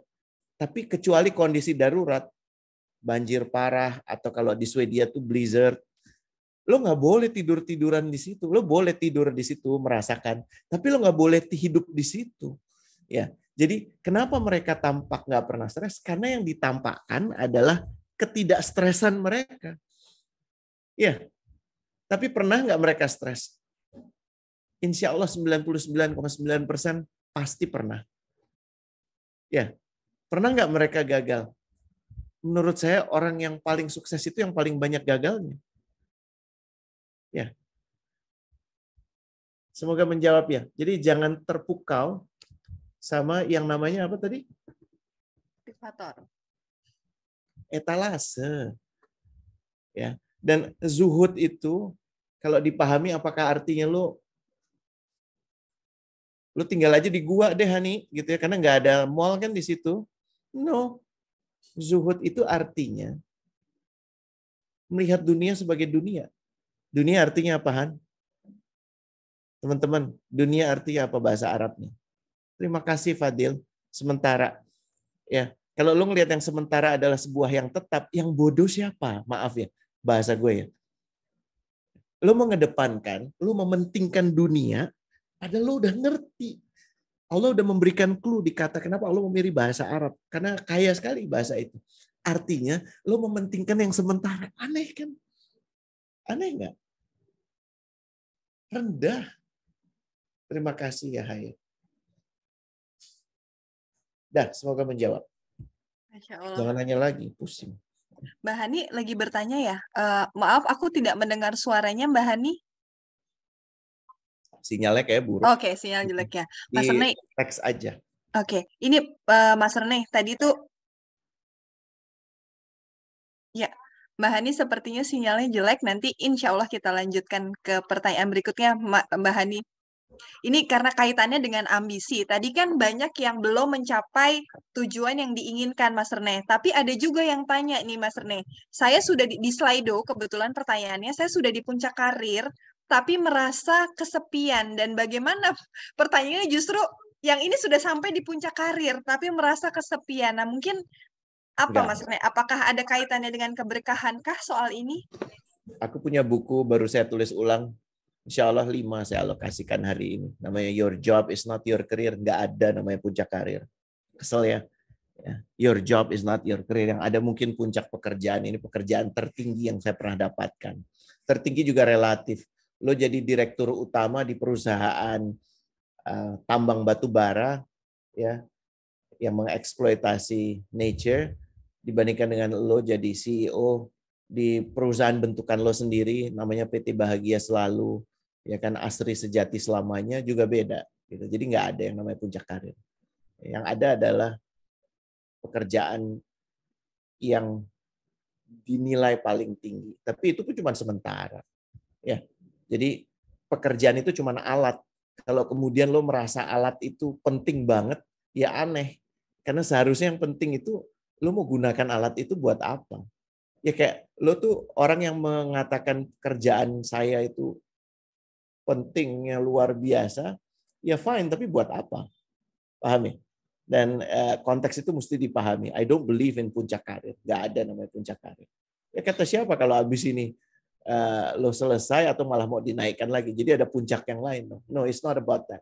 Ya, karir itu totalitas kehidupan profesional seseorang. Profesional itu bahasa Latin profesio. Profesio itu artinya janji publik. Puncak karir kalaupun mau diada-adakan, itu adalah satu kondisi di mana lo menjalankan amanah sebaik-baiknya. Jadi bisa jadi puncak karir itu saat lo dipecat karena lo milih untuk nggak bohong, nggak mau korup saat semuanya mengatakan korup. Lucu ya? Kesel ya? Jadi jangan tunduk sama yang kasat mata. Kalau lo kesepian di sana, ya cari temen lah. Ya, orang kesepian tuh bukan sepi sebenarnya, tapi disconnect. Pahami kenapa lo disconnect. Jangan-jangan ini bukan untuk ini ya, bukan untuk mengolok dirimu. Jangan-jangan ada yang harus diperbaiki, jangan-jangan ada yang harus diperbaiki dari kualitas hubungan dengan orang-orang terdekat kita. Maaf ya, saya nggak ngelihat orang. Kalau anak buah saya di kantor, ya, rekan kerja saya bilang saya hebat, itu nggak ada harganya. Yang penting tuh anak saya bilang apa, istri saya bilang apa, ibu saya bilang apa. Sorry ya, you can be the greatest showman di luar, tapi what matters is what your wife think. What matters is what your mother think, your father think, your son, your daughter, your brother, your sister. Semua berawal dari rumah. Makanya yang dipentingkan yang itu. Ya. Lagi-lagi kayak marah-marah, maaf. Jadi ini jadi refleksi sama-sama nih Mas Rene. Dan tadi karena Mas Rene menyebut anak buah, ini aku nggak apa-apa ya Mas Rene membacakan juga pertanyaan karena aku yakin teman-teman yang hadir pagi ini memang pengen ngeriung, pengen refleksi sama-sama. Ada yang menghadapi gimana kalau anak buahnya itu egonya besar. Muhasabah yang paling sering besar egonya tuh atasan. Ya, muhasabah dulu. Paham ya? Anak buah itu bukan egonya tuh egonya remar-remar momogi, ego sebagai victim. Kalau dia punya problem ego besar, ya nomor satu, stop trying to change other people, you cannot. Ya, aku kirim artikel kali ya, boleh ya? Stop. Nanti kalau misalnya bisa kalau udah dibaca nanti bisa jadi ini, bisa jadi panduan bersama. Yang bisa membolak-balikkan hati orang itu hanya Allah. Jadi nomor satu, doakan. Ya, kalau memang betul seperti itu, doakan. Doakan kepada Allah agar dia diberikan kelenturan hati. Kemudian, yang bisa melembutkan hati itu sesuatu yang lembut, bukan sesuatu yang keras. Kalau kita datangnya juga keras, ya repot lah. Ya, itu aja sih, sesimpel itu mudah-mudahan. Aku lagi cari tulisannya.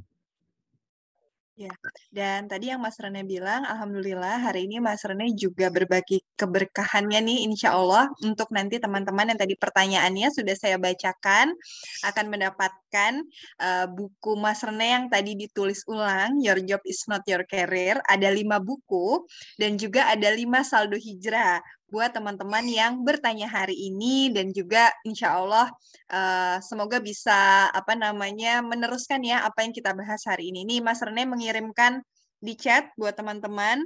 Wah Mas Rene, kata Mbak Anissa itu buku yang menemani saya dari zaman kuliah Mas, katanya gitu. Terima kasih Anissa, ini lagi ditulis ulang. Mudah-mudahan Anissa berkenan untuk beli lagi dan tidak menukarkannya dengan buku yang lama. Oke, Masya Allah, siap katanya Mas Rene. Dan sebenarnya aku ada satu, Mas Rene juga alhamdulillah juga nanti akan ada satu kelas ya Mas Rene ya, yang Mas Rene berikan, insya Allah itu kelasnya adalah kelas Your Job is Not Your Career. Itu ada 1 seat ya, Mas Rene, insya Allah. Nanti kita umumkan di akhir acara, insya Allah. Insya Allah 10 kali pertemuan. Jadi kawan-kawan yang kemudian menang atau mendapatkan itu, mudah-mudahan mereka yang mau berkomitmen. Kalau dirasa tidak bisa berkomitmen, baiknya diberikan pada yang berkenan karena sayang. Ya, ini juga uji coba. Insya Allah minta doanya juga buat kawan-kawan dari kawan-kawan. Bulan Januari sampai Maret setiap 2 pekan kelasnya, 10 kali pertemuan. Terima kasih. Insya Allah. Ini Mbak Mas Wari, banyak yang kenal Mas Rene dari zaman buku sebelum buku Inilah Jalan Hijrahku rilis termasuk saya. Ini berkah Masya Allah Mas Rene, banyak yang sudah lama kenal dengan Mas Rene dan mungkin juga membersamai sama-sama perjalanan teman-teman dan juga perjalanan Mas Rene sampai saat ini. Nah Mas Rene, ini karena hampir kita mendekati di akhir acara. Mas Randy masih ada pertanyaan nggak Mas Randy soal keberkahan nih? Sebelum nanti kita wrap up di akhir. Cukup ya. Nah, Mas Rene tadi kan ini pertanyaan yang Mas Rene jadi dari 3 ke elemen berkah, selain yang tidak tampak sama viewpoint yang sejauh-jauhnya apa. Masya Allah, ini membantu moderator hari ini sebenarnya sebelum menutup acara. Buat Ika ya. Yang berikutnya adalah mementingkan yang benar-benar penting. Kata Allah, bukankah salah satu bentuk pertolonganku apabila orang itu menjaga diri, maka pandangannya menjadi pandanganku.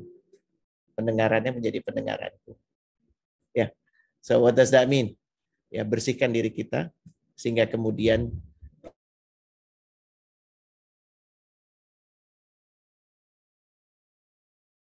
sukses manusia itu terlalu sempit untuk untuk sinyalnya buruk ya. Masuk nggak? Tadi sempat putus aman? Tapi udah masuk Mas Rene. Sekarang aman. Mementingkan yang benar-benar penting itu artinya kita menundukkan ego, karena yang sering kali membuat judgement kita jadi buruk itu ego itu tadi. Ya.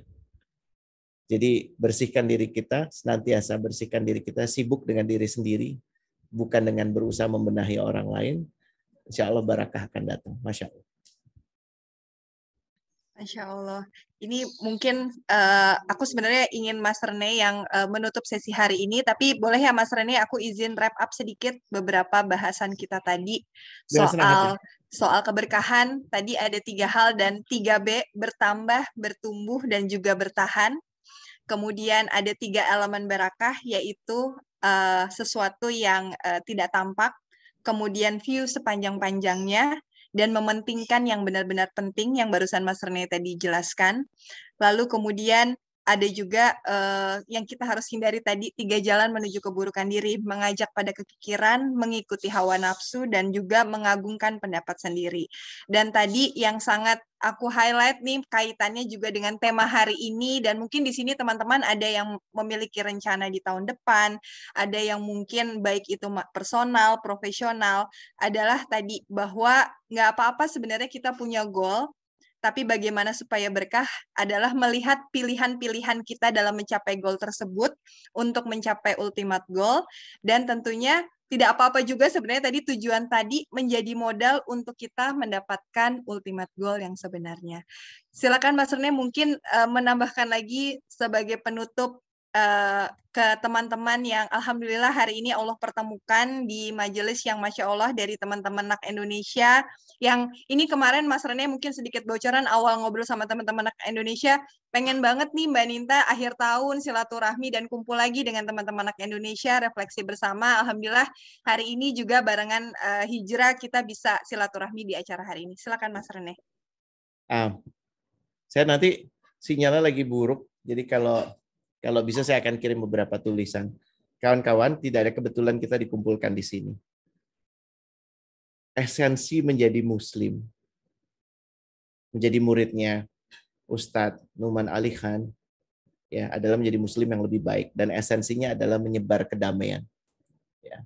Salam itu artinya damai. Makanya kita mengucap salam kepada satu sama lain, artinya no harm will come from me to you. Indonesia itu predominantly Muslim. Tapi apakah kita sudah menjadikan republik ini penuh kedamaian? Dan itu PR terbesar ada di kita. Damai itu akan sulit dirasakan kalau orang masih kalut, mikirin makan apa, ya mikirin dapat apa. Jadi nomor satu, syukuri apa yang sudah kawan-kawan nikmati, miliki, karena sejatinya tidak ada yang kita miliki. Semua itu milik Allah dan akan dikembalikan kepadanya. Apapun yang menurut kita besar, kecil, semuanya relatif. Justru saat kita melihat apapun yang diberikan Allah, kebisaan melihat, kebisaan berbicara, masih bernafas kan, itu adalah hal-hal besar. Salah satu indikasinya adalah hal kecil yang diberikan kepada kita, kita jalankan sepenuh hati. Maka hal-hal yang lebih besar akan dititipkan kepada Allah. Dan ingat, saya ingin kita punya common mission, ya, menjadikan ekonomi keumatan ini jadi mesin yang powerful untuk republik ini. Ya, dan caranya ini bukan jualan untuk mendukung Alami saja, tapi lebih jauh dari itu. Ya, kedisiplinan itu dijaga. Ya, dan sebentar lagi ada Bank Hijrah. So what does that mean? Find out. Ya, dikritisi. Ya, Alami itu punya program-program untuk mendanai hal-hal yang baik. Kenapa bukan kita yang memulai dari sana? Ingat, jangan pikirkan Anda saja, tapi pikirkan 4 orang seperti Anda yang tidak seberuntung Anda, yang berbagi lagu kebangsaan dengan Anda, yang berbagi tanah ini. Dan pastikan kalau Anda tidak bisa membantu yang banyak, fokus membantu 1 orang aja. Ya, nanti akan lebih banyak lagi. Ya, insya Allah barakah. Dan kita sudah mengerti setiap kali mengucapkan barakah saat ini. Ya, dan itu insya Allah diingat dan disebarkan kepada yang lain. Mohon maaf kalau ada salah kata, banyak khilaf, ya, kepada Randy, kepada Fadil, kepada yang bertanya. Ya, dan senang bisa bersapa dengan kawan-kawan lama juga. Ya. Wassalamualaikum warahmatullahi wabarakatuh. Waalaikumsalam warahmatullahi wabarakatuh. Terima kasih banyak Mas Rene dan juga Mas Randy dari NAK Indonesia. Ini semoga kita sama-sama saling mendoakan keberkahan untuk keluarga Mas Rene juga, buat teman-teman NAK Indonesia, dan juga mohon doanya ya teman-teman. Tadi Mas Rene menyampaikan insya Allah di tahun depan Hijrah Bank akan launching, jadi mohon doanya. Oh Mas Rene, sedikit nih Mas Rene, kalau mau beli bukunya Mas Rene bisa di mana ya Mas Rene? Ada yang bertanya nih. Toko buku online judulnya Your Job is Not Your Career edisi 2022. Atau kalau sulit ya ke toko-toko buku terdekat. Tadi saya udah posting warnanya merah, ya, buku kecil merah. Aku kesulitan untuk posting, Ninta. Yang bertanya informasi kelas nanti boleh dari Ninta ya. Ini emang lagi ada problem di sinyal, Masya Allah. Ya, nanti insya Allah teman-teman aku akan share juga di grup WhatsApp peserta juga untuk informasi mengenai kelas dan juga informasi mengenai bukunya Mas Rene. Nah, tadi Mbak Azel boleh dibantu ya, ada 5 orang yang mendapatkan saldo hijrah dan juga buku dari Mas Rene, Your Job is Not Your Career, dan 1 orang yang mendapatkan kelas insya Allah adalah Mas Fadil. Nah, Mas Fadil nanti boleh ya, selamat mengikuti kelas bersama Mas Rene. Jadi moga-moga nanti tim Hijrah Mbak Azel akan mengkonfirmasi apakah kira-kira Mas Fadil kira-kira bisa berkomitmen untuk mengikuti 10 kelas ke depannya insya Allah. Dan terima kasih Mas Fadil, jadi tadi juga sebut ya ada Alami 4 hari kerja. Jadi mohon doanya juga dari teman-teman kita di Alami dan Hijrah, selain nanti akan launching digital banking syariah, kita juga coba menerapkan sebenarnya, mengusahakan memantaskan diri para squadnya untuk bisa mendapatkan keberkahan-keberkahan seperti misalnya 4 hari kerja, intentionnya adalah supaya Jumat bisa lebih optimal dalam beribadah dan menghabiskan waktu bersama keluarga. Kemudian tadi Mas Rene sempat sharing soal birrul walidain allowance. Kita juga ada allowance buat teman-teman karyawan untuk diberikan kepada orang tuanya, karena dari cerita perjalanan founder dan teman-temannya bisa sampai ada di sini Alami dan Hijrah adalah juga karena doa dari para orang tua, khususnya para ibu kita. Terima kasih sekali lagi buat teman-teman Nak Indonesia dan juga Mas Rene dan juga teman-teman semua yang hadir hari ini. Mohon maaf kalau dari Hijrah dan juga Alami Group ada yang kurang berkenan atau ada kurang-kurang di acara hari ini. Mas Rene, silakan mau menutup dengan doa kafaratul majelis. Ya, terima kasih Mbak Arninta atas kesempatannya. Terima kasih juga kami ucapkan kepada Mas Rene yang sudah memberikan, Masya Allah ya, hikmah dan insight luar biasa pada siang hari ini. Ya, sebelum kita tutup, marilah kita membaca istighfar sebanyak-banyaknya. Dan ditutup dengan doa kafaratul majelis. Subhanakallahumma bihamdika asyhadu an la ilaha illa anta astaghfiruka wa atubu ilaik. Terima kasih kepada teman-teman yang sudah hadir di acara ngobrol bareng pada siang hari ini. Kalau teman-teman ada yang berminat untuk bergabung di komunitas Numan Alikan Indonesia, bisa langsung bertanya ke Mbak Miranti ya, atau Mbak Elis. Nanti teman-teman bisa difasilitasi di sana, karena kita ada beberapa event dan kegiatan juga, termasuk podcast, membuat tulisan, dan lain sebagainya yang bisa teman-teman mungkin ingin belajar Quran dan belajar memaknai lebih dalam Al-Quran. Mungkin dari saya sekian. Jangan lupa follow akun Instagram NAK di @NAKindo dan akun Instagram Hijrah di @ikuthijrah ya. Ya, akhir kata saya mohon maaf atas kesalahan. Semoga apa yang kita lakukan hari ini berkah. Akhir kata, Assalamualaikum warahmatullahi wabarakatuh. Waalaikumsalam Terima kasih warahmatullahi semuanya. Terima kasih Mas Izin Randy. pamit, Mas Rene dan Mas Randy. Terima kasih banyak. Assalamualaikum warahmatullahi wabarakatuh, teman-teman. Selamat Pamit beraktivitas ya. kembali. Waalaikumsalam warahmatullahi wabarakatuh. Waalaikumsalam warahmatullahi wabarakatuh. Bismillahirrahmanirrahim.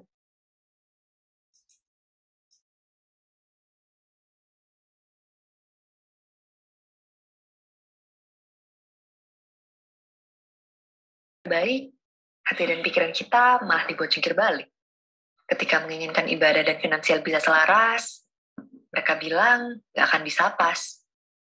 Ketika ingin bebas dari riba, gak mungkin bisa lepas penuhnya. Bahkan jauh lebih riba katanya. Pengaduan bunga dibilang gak realistis. Punya rekening bank syariah dianggap gak praktis. Malahan bisa-bisa menghambat flow bisnis. Tapi, apa kita akan berhenti dan menyerah gitu aja? Kita bisa pilih untuk maju terus, tetapkan ikhtiar di jalan yang lurus. Kini, ketenangan bermuamalah ada di depan mata. Ibadah dan finansial kini jalan beriringan, dan kesempatan meraih keberkahan dalam bertransaksi ada di genggaman. Hijrah Bank, tanpa riba, tanpa ribet.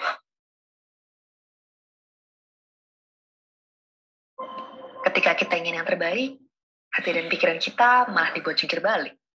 Ketika menginginkan ibadah dan finansial bisa selaras, mereka bilang gak akan bisa pas. Ketika ingin bebas dari riba, gak mungkin bisa lepas penuhnya. Bahkan jauh lebih riba katanya. Pengaduan bunga dibilang gak realistis. Punya rekening bank syariah dianggap gak praktis. Malahan bisa-bisa menghambat flow bisnis. Tapi, apa kita akan berhenti dan menyerah gitu aja?